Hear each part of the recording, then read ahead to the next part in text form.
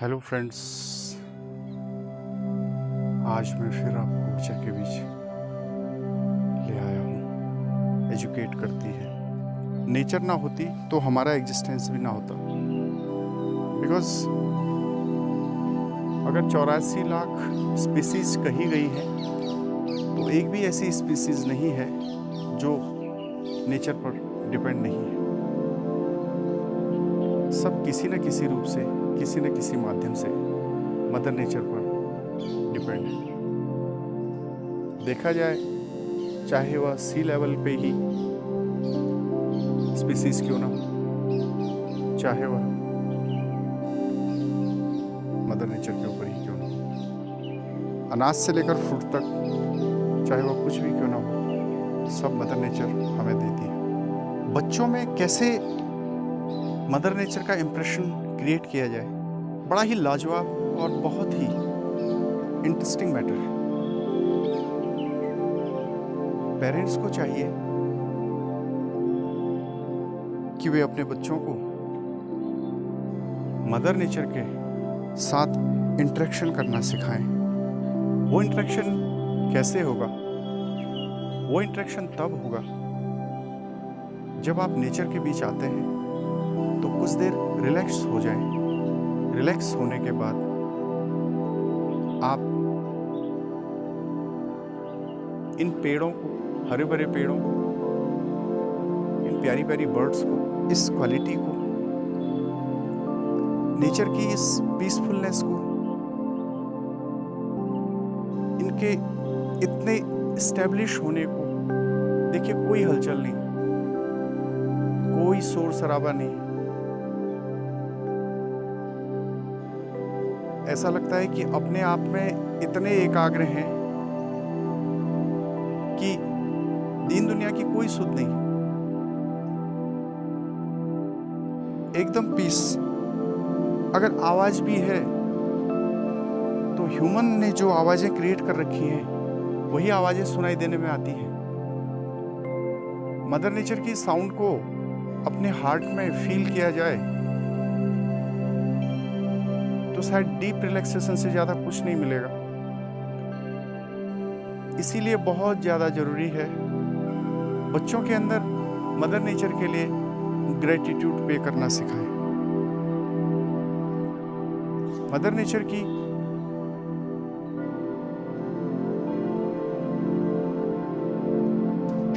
Peacefulness, calmness, coolness, इस चीज़ को बच्चों के हार्ट में फील करवाने का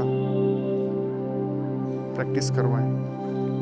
ये तभी पॉसिबल है जब आप आकर बच्चों को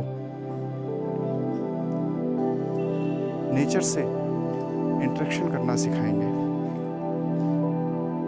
जब ये बच्चा इन चीज़ों को महसूस करने लगेगा तो जाहिर सी बात है वह हार्डली इसके लिए ग्रेटिट्यूड पे करेगा, धन्यवाद देगा इस मातृभूमि को। विद रेस्पेक्ट आपके बच्चे के भीतर एक बड़ा प्यारा चेंज होगा, बड़ा ही रिवॉल्यूशनरी चेंज होगा। बच्चे की पैम्पर्डनेस,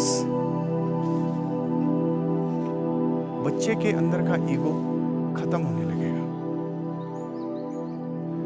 क्योंकि जीवन में जहां पर हम देने का, पे करने का फील डेवलप करते हैं अपने हार्ट में, तो आपके हार्ट का दायरा बढ़ने लगता है और ईगो, सेल्फिशनेस के छोटे दायरे को आपके इमोशंस तोड़कर अब यूनिवर्सल इमोशंस में कन्वर्ट होने लगते हैं। इसीलिए मदर को ही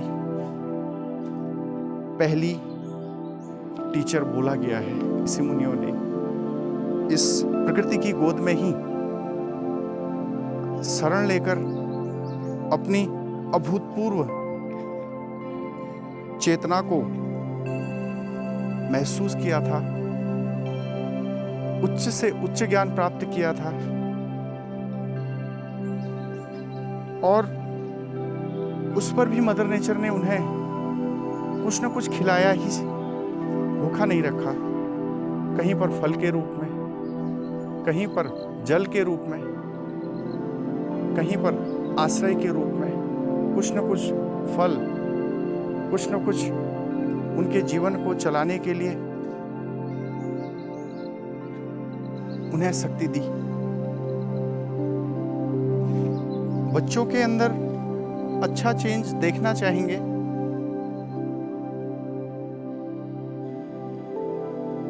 तब बच्चों के अंदर ये भाव डेवलप करना बहुत जरूरी है।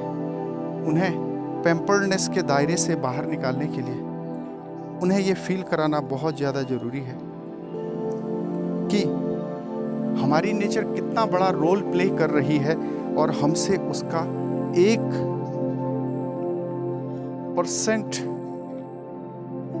मांग भी नहीं रही है। इवन हमारी बॉडी में हर वो एलिमेंट जो हमारी बॉडी के डेवलपमेंट के लिए हेल्प करता है वह इस मदर नेचर के अंदर पूरा है, अवेलेबल है। जब हम कंपेयर करने लगे तो शायद 1-2 एलिमेंट मदर नेचर के पास ज़्यादा ही होंगे, इसीलिए इसको माँ कहा गया है, शरीर को मिट्टी कहा गया है। क्योंकि माँ कभी अपने पालन पोषण का कोई भी उपकार बच्चे से वसूल नहीं करती, क्योंकि वह उसकी प्रकृति होती है। बच्चे को नेचर के बीच ले जाकर मदर नेचर के साथ मदर नेचर को थैंक्स पे करके अपनी फीलिंग्स को अटैच करने के लिए इंस्पायर करें और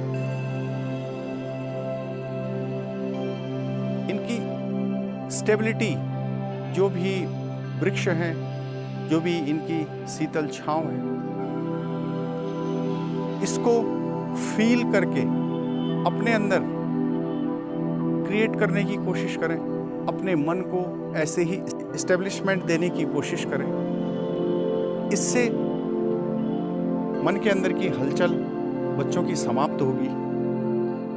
बच्चे के अंदर ग्रेटिट्यूड क्रिएट होने लगेगा और बच्चा अपने सेल्फिशनेस के, अपने ईगो के दायरे से बाहर आने लगेगा।